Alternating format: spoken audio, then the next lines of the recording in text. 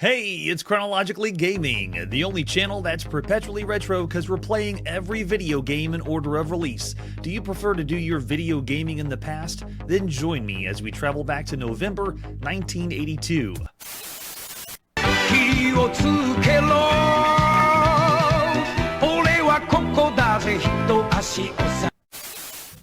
We were last checking out all the video games that we couldn't find a definite release date for in November 1982. They could have been released in the beginning of November, the end of November. We have no idea. We last played Conveyor Belt, and after further review, I actually want to say Conveyor Belt is a 2.5-star game. It's not a bad game, but it's still average, but not a 3-star game. 2.5 stars for Conveyor Belt of all the games you could play on all home computers. Let's see what our next game is. Our next release takes us to Japan, where we're going to check out Galax. I'm pretty sure that's how you pronounce it, but I mean, or Galax. That's it. That's the whole title of the entire game. On the Sword M5. If you're asking yourself, what in the world is the Sword M5? It's that. That down there is the Sword M5 home computer. This is the third game that we've seen on this home computer after Dig Dug and Bosconian. Here's the box for Galax. Oh, very nice. Yes, it is very much an official game, part of the Galaxian series, and I don't see the logo for Namco, but oh yeah, this is Namco. This is official. Namco made, or Namco got some other people or team to do it for them, but yeah, Namco's been the company that we've seen for the majority of the games so far on this home computer. In no particular order. There's the cartridge we're going to pop into play, Galax, with an example of the screenshot. Oh, and the screenshots already give it away. Let's pop it and play Galax. Namco brought us this at some time in November 1982. This is the 32nd game that we've seen by Namco. Majority of the games that Namco's done so far have been in the arcades. Big games like Galaxian, King and Balloon, Pac-Man, Rally X, Galaga, Bosconian, Pole Position, Super Pac-Man, not that Miss Pac-Man and all these other games by Midway. I'm talking from Namco themselves. At home, they had a couple games on the Commodore VIC-20, Jelly Monsters, and Radar Rat Race. And also on the Atari 2600, Pac-Man, came home on that one. We saw Galaxian on the Atari home computer, and we saw Galaxian and Pac-Man on the Atari 5200 so far. That's all the games that they've given us. Now, this one allows 2 people to play, but you don't get to play at the same time. But that's okay with me. Ready? Pushing number 1. And we're going in. It already sounds the part. Oh, it does big time. Look at that. Oh, and the firepower is good. It's real. The enemy characters are doing that one color sprite on the screen, but wow, yeah, you get the rhythm going just like you did in the arcade. That's awesome. Oh, there it is. Okay, I really want to see how this works out because we're obviously playing Galaga, and this is really big. It's actually bigger than you think. I want to see... Oh, I guess I wanted to see if the ship would... If you shot it while it was stationary, it would eventually, fight against you. But it looks like we won't find that out right now. Now it's just time for hardcore firepower.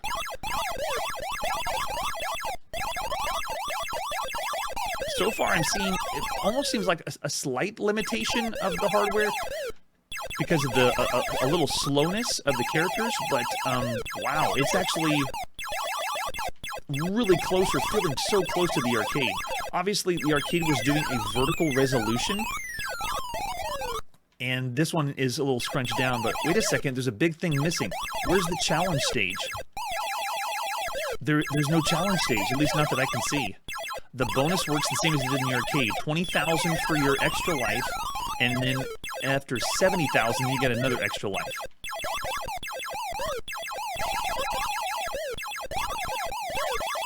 Now, playtest for this, I was amazed at how good this was, because I've been waiting so long for this. I've been waiting for anything so long like this. Whoa, okay, now we're getting faster. Oh gosh, yeah, I thought it was a limitation. No, they were just holding back on us. Look at this. They are flying in. Whoa, I barely missed that one. But I've been playing and testing this so much, having a great time. The biggest difference is the challenge stage missing, but this one has really good cadence based on the arcade game. If you were a fan of the arcade game, this would have been so good. Nope. Oh. It's even doing the sound effects. We got a bit of the song from Galaga when we started off. Stage 3's kicking off. I'm getting some incredible luck getting the timing right, but oh, there. See, I shouldn't have said anything.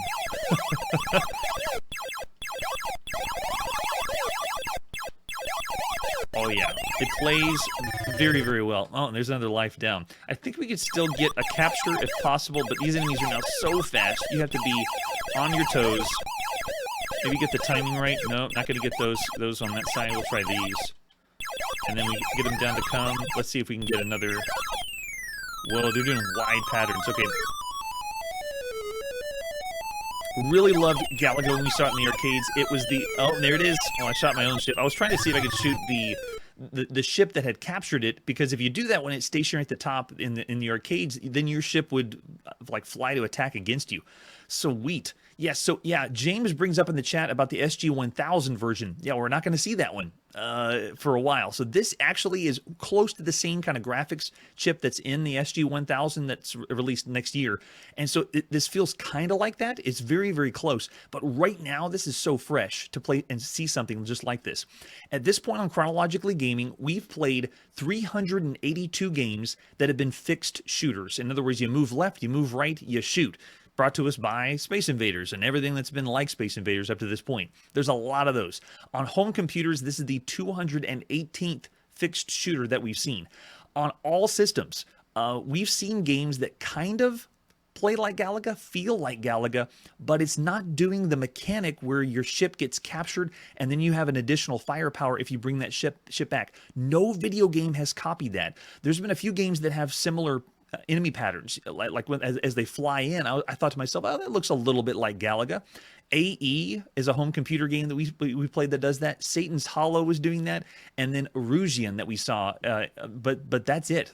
There's been no video game that's been incorporating that element. And so I've been waiting for something to be a true variant of Galaga. Now, while this isn't called Galaga, this is a true game in the series. It's Galax, like I guess the version that's made for home computers. But this is so good. To see anything close to this is awesome. Yeah, I'm very impressed with the speed, too. It starts off a little slow, because you look at the top of the screen, the enemies fly in a little bit slow-paced, and then they go to the top, and they have the patterns that are pretty close to Galaxian. But as the game goes on and the difficulty increases, these enemies are flying in so fast and so well done. The control, though, is tight, too. Before I did the show, I was playing Galaga and this one back-to-back to see if I could see any differences. Obviously, there's a little things here and there that are tweaked, but the way that this plays is spot on. I can totally understand how Namco did this themselves, in-house, to make this amazing. Because you can do the same you do in the arcades. If you have the right rhythm of your shot, you can just blow through the enemies, especially with the double shot. They may have left out the challenge stage for hardware limitations, but I mean, it's still really, really good. So far, all the games we've seen on the Sword in 5 have been video games needing to stand on their own. There's no frills, no thrills, no game options, no variations. It's just, here's the game. If you like the game, you're gonna like it. But if you don't like the game, then you're not gonna get anything fancy or different. They're trying to go for as close as they can to an arcade port here. Why they called it Galax, though, I don't know. Why didn't they just call it straight up Galaga? Maybe because it's not exact. I mean, it's really close to Galaga. The other thing it's not doing is it's not giving my shot ratio and hit. And I don't have the different rank that I had before. Oh, man, see how quick it was? I guess I could have gone for a capture of the ship, but the risk reward of Galaga is still here, alive and well, and it plays so good. Oh, wow, look at the speed of them flying in. Amazing. So good. So even after all these shooters that we've seen up to this point, all those... I lost it again. All these games, this is still amazing because we haven't seen anything that is trying to rip off exactly Galaga. And I find that it's so surprising. There's so many copies and clones and variants of games that are out there that we've seen that I don't know why anyone didn't rip off Galaga. It's crazy. I know, Brad says there's no complaints. I don't have any complaints with this either. Right now, this game is tops as far as an arcade game to play on a home computer, as far as a shooter to play on a home computer. This is like the top tier. Galaga was already top tier in the arcade, so I mean, look at this. Too good.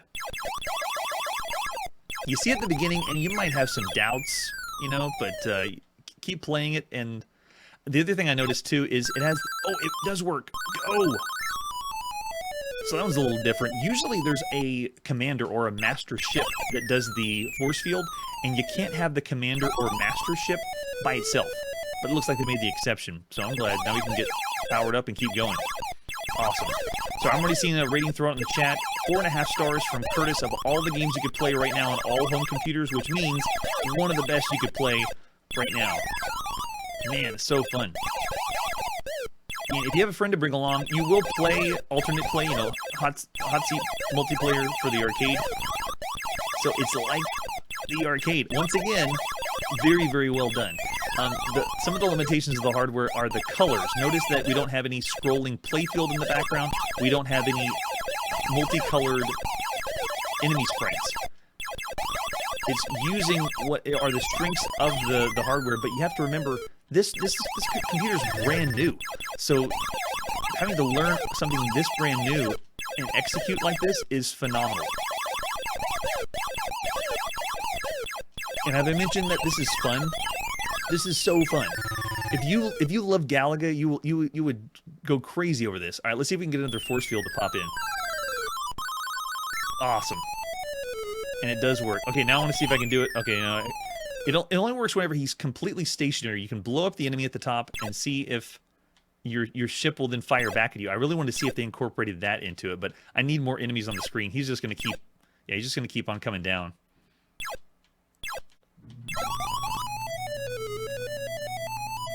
And the musical notes in the background, following what you would hear in the arcade, especially that sound. The sound of all the enemies dying is awesome.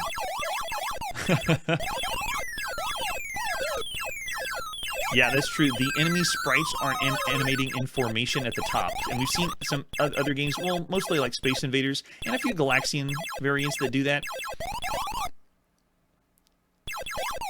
I love that it's following the same high score pattern, 20,000 points for the extra life, and then 70 for the next one. Awesome. Yeah, so in the chat, I actually got a 5 for all the games you could play on all home computers. This is so good. I love Galaga. It's one of my go-tos whenever I go to an arcade that has Golden Age arcade games, and this one is awesome. Yeah, the no challenge stage is glaring. You can see how the pacing of the game, it's better in the arcades because it has the challenge stage. So it's not a perfect port, but right now in November 1982, when you got a game coming from the arcade home, no one is expecting a perfect port. So this is still phenomenal. This is so good. I know, right? So close to the way it sounds and feels. And the controls is what is also amazing. Now, this computer is using what they call the joypad on the Puta, but here it's the very similar controller. It's got a disc, kind of like the Intellivision. So you'd be controlling this with a disc, which is another downside. I would really prefer a joystick. I don't even know for sure if the Sword M5 had any joystick controller at all, or if they only had that hand control, or obviously keyboard too. All right, so there you go. If you like shooters, if you like Galaxian, Galaga, it's all part of the same series. At this point, there's been just a couple games in the official series that you could play, and this one is, I think, the third. That we had Galaxian, then we had Galaga, and then here you go. Unless you want to consider, the other ones on the Atari 800 home computer, and then of course, on consoles, we've got the Atari 5200 with Galaxian as well. So this is pretty good. This is really, really good. Of all the games you could play across all home computers, I won't go as high as 5, just because I mentioned in the chat about how the enemy placements movement at the top of the screen is, the lack of the challenge stage, and because there's not a lot of elements that are giving this the like variation or modes or options. Because of the pacing, you're just going from level after level, and it's a great game for a high score attack. But I don't know if I can go as high as saying 5. I'll still say 5. I'll still say 4.5 of all the games you could play on all home computers right now. This is top tier shooter and just video game in general. Check it out. At least if you were in November 1982. All right, after that, let's see what our next game is. We got more shooters coming up. This is the game Galaxians for the Commodore VIC-20. We're going to the United Kingdom to play now. All we got for this one is a few screenshots, so let's pop in and play Galaxions. This is by John P. Shea at sometime in November 1982, published by Solar Software. This is our 315th game that we've seen for the Commodore VIC-20.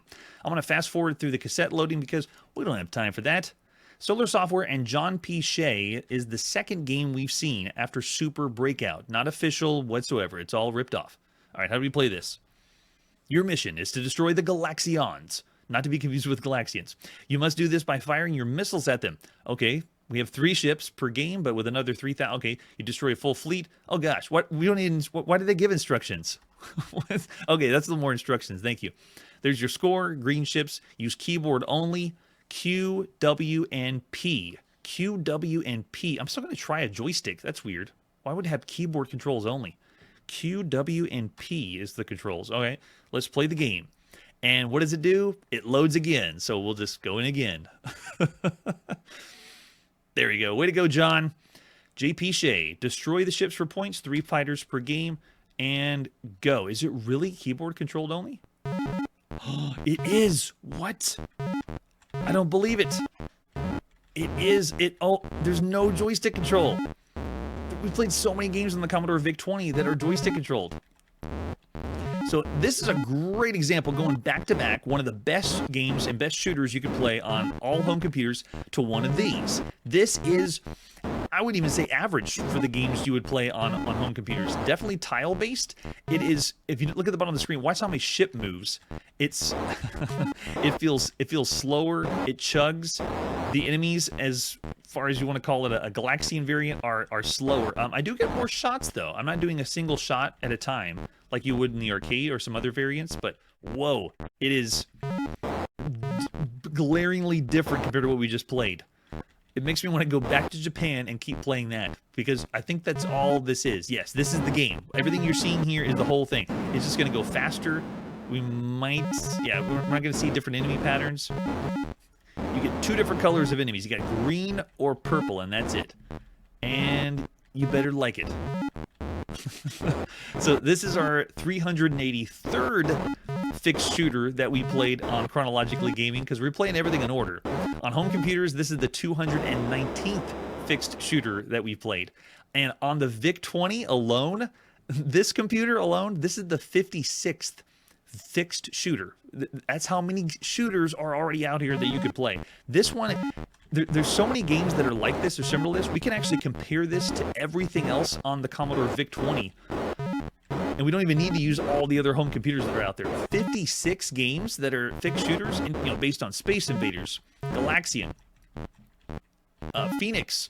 There's so many things out there. Oh man, yes. Yeah, and the sound is okay for the Commodore VIC-20, but very simple. Notice there's no tunes or music. We're now getting the higher quality games are the ones that actually bring some music and song to the gameplay. Yikes, that's rough though. Yeah, the character set mode graphics are very, very simple. It's the other thing too is the control. The control feels a little rough when you move left and right. It doesn't feel as smooth, and I'm also using keyboard. I always give the games a higher score when they're controlled with a joystick, even if it's not the joystick you really like, because some home computers will have a joystick you don't really care for, or at least the stock joystick. You can buy proprietary ones, but when the game incorporates joystick control, that's always a plus. Looking in the chat, James has already thrown a 1.5 to 2. Yeah, it's definitely a Gala downgrade for sure. This one's almost as comparable to Space Invaders too. I know we have enemies flying down, but I mean, look at the patterns at the top. It's even close to Space Invaders.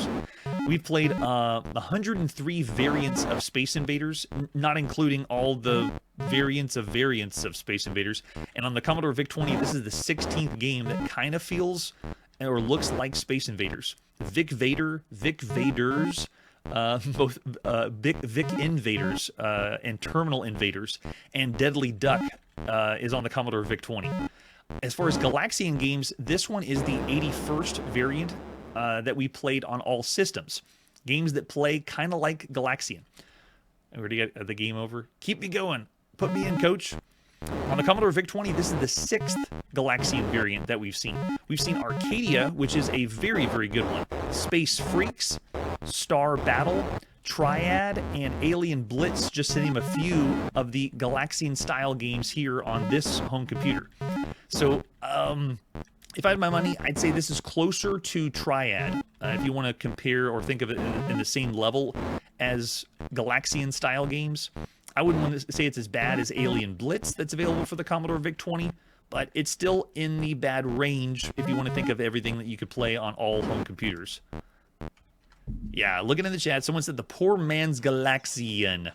I'm pretty sure by the time we finish this show, we're going to have the name Galaxian spelled so many different ways, you won't even be able to tell which one's which. But Galaxions for the Commodore VIC-20, this specific version by Solar Software, I would say 2 stars. Of all the games you could play on all home computers, it's in the bad range, because our 5-star rating has this as our bad range. But I'd say 2 stars for everything you could play on all home computers right now. Got a very generous rating in the chat by Brad, 2.5-star rating. Very nice. Or even lower. Lots of different ratings, because with shooters, it also depends on if you want to play something like this or not. All right, after that, let's see what our next game is. We're going to hang on a little longer in the United Kingdom and play on the Sinclair ZX Spectrum. This is Game for Anything. This one is so rare and hard to come by, I have no pictures. I didn't even want to make my own pictures. Let's just pop in and play Game for Anything. This is by KBG Judson. At some time in November 1982. This is our 138th game for the Sinclair ZX Spectrum. This is still fresh. This is new. KBG Judson. Never heard of him before. This is the first game, maybe the only game they've ever done. This game is, of course, stupid. But as you must be game for anything, you must continue. The idea is to drop oil on the ladders, which are ascending, and the ladders will retreat. 3 drops to the oil. You move yourself with the key. Oh, so you move the cursor keys. Oh, yes, I forgot to tell you that it is impossible. Well, at least it's got a sense of humor. I like that. All right, so of our 138th game, everyone ready? Set. Let me get my keys in the right spot and go. What is this? Looks like we have a wall on the side. Okay, we have at the top of the screen. Oh, I'm dropping the oil. Okay, as if it was like a medieval game, making sure they don't invade the castle. I can only drop 1 oil at a time. Why didn't... Yeah, I can tell you they say... This is extremely simple. And we have seen plenty of games like this. It almost gets the nod as being a 1-button game, but at least I'm moving left and right, so it's not actually a 1-button game.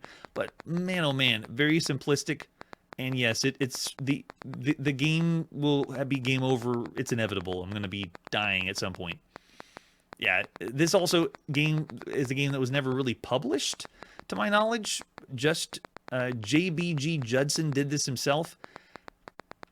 And I don't think it was a type-in game.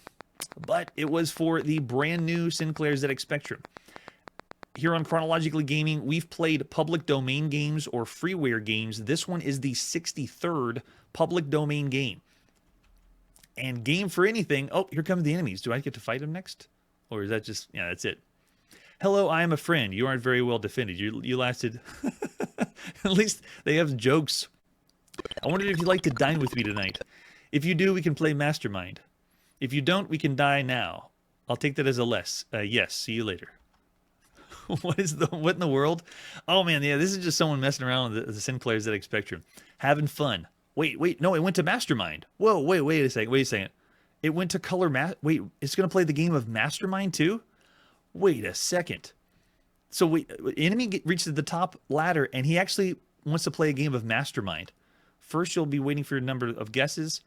Okay, enter, and it's going to scroll and give us the instructions for Mastermind? What?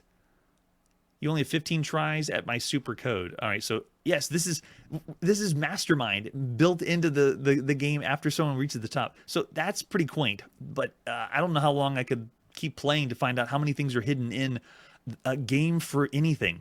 That sounds like the title for this show. We should call it Game for Anything because that's what we do.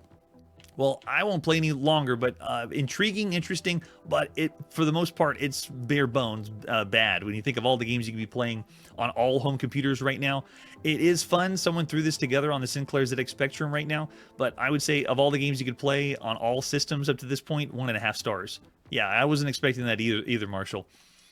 Crazy. And fun. Let's see what our next game is.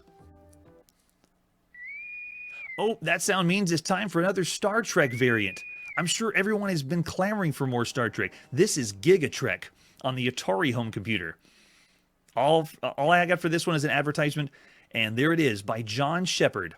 Way to go, John. The first game that we've seen John Shepard do. He did do a port of a game called Shooting Stars on the Intel 8080, and we didn't see or showcase that one, so sorry. We don't play every single mainframe game. John Shepard, Gigatrek has features not found in other Star Trek games. Ooh, tell me more. Including movement and trigonometric coordinate system for navigation. I'm sorry, what? It is your task during play to destroy the combined fleet of Klingons and Romulans that are menacing the Federation throughout the galaxy, and you have to do so in a specified number of star dates. Yes, that's correct. I'm familiar with Star Trek. There's the example of the screenshot. Let's pop it and play Gigatrek by John C. Shepard at sometime in November 1982. This one's our 403rd game that we played on Chronologically Gaming, on the Atari home computer. Now this one, I actually got to do a little emulation cheating. This one requires you to load the cassette that we've popped in. Who in the world is playing cassettes on their Atari when you could play cartridges? Why? Why would you want to do that? And we'll just fast forward through the load. I do not want to wait for my cassettes to load. We got games to play. Or you can go play Donkey Kong or something like that. All right, here we go. Ready? And hit it. Gigatrek. This one's by Artworks. This is the 11th game we've seen by Artworks. They've done a few games like Encounter at Questar 4, Vaults of Zurich, and Golden Gloves. And for Star Trek games, ladies and gentlemen, this is our 62nd variant of Star Trek, the mainframe game from 1971. And on the Atari home computer, it's the 5th Star Trek variant. We've already seen 5 on this computer. Stardate 7574.1. Your mission, destroy the... 17 Klingons. That's not too bad. What's our command? Do we have long-range sensors? I think if I just type C, it'll be... Yeah, there you go. There's my list of commands. I put the artifacting on so you can see the fancy graphics on the Atari home computer. No, wait, they got the Doomsday Machine? I'm doing that first. No, wait, no, I won't do that first. The Doomsday Machine is an element they brought into Star Trek games that just allows you to blow everything up. Like, just blow the world up. When you don't want to have to deal with Star Trek games, the whole game's over. I think it blows up the whole galaxy. We won't do that yet, but we will soon. All right, so let's do a long-range scan. Wow, it's doing it the old-school way. So this is all text. So it's like we're looking at a spreadsheet. It's VisiCalc Star Trek. That's what this version's like.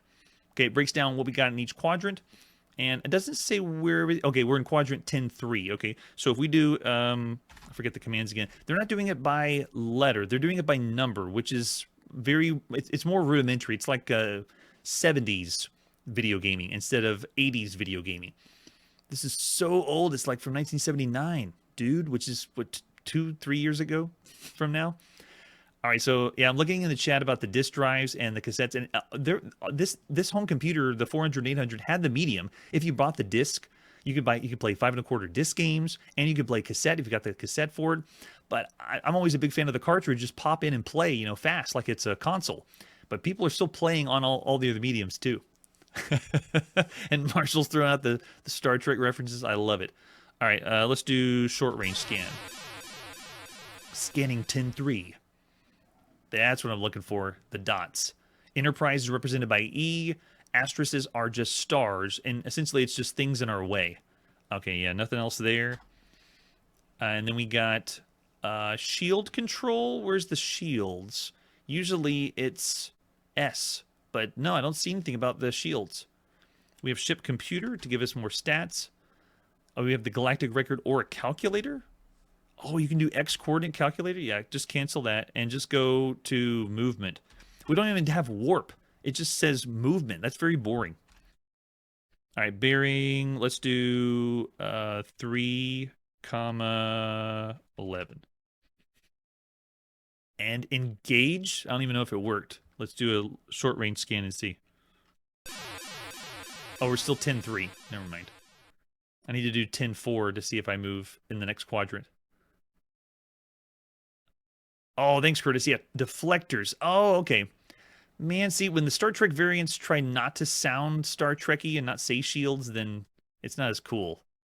Yeah, there you go. Drop deflectors. Okay, so I have deflectors up. That means shields are up. What about status report? We got our speed, energy, plenty of energy, bearing. Okay, so this game is playing like one of the old school Star Trek games. We played so many up to this point. This one's like a throwback. It feels like this should have come out in 1980, 2 years ago, maybe. It's interesting playing Gigatrek now. It is incorporating some of the elements we've seen from later Star Trek games, but it's also turn-based. This one is not real-time. Notice I don't have to go kill Klingons or lose everything. I actually can take my time if I want to, which is kind of cool. Yeah, and it's also very slower pace when you think of all the games you could be playing on all home computers. So Gigatrek is okay. Out there right now, all the Star Trek games we've seen up to this point, Stellar Trek is the only Star Trek variant that's available on consoles. Every other Star Trek game we've played has been on home computers. This is a computer genre. Atari Trek, Galactic Quest, Star Trek 3.5, Battle Trek. Those are all the other ones that you could play right now on the Atari home computer. So at this point, Star Trek games, these kind of Star Trek games, we're starting to get into the point where there's just so many. It's hard to compare between the two. I would still say you'd have a good time because of the features involved, but it is clumsy because you have to type everything in. There's no joystick controls. So looking over the chat, we got a lot of people that are divisive. Whether you're a Star Trek fan or not, you have to look in the past to see how many Star Trek games we played. We got 2 stars thrown out in the chat, 1.5 stars, 2.5. Yeah, right?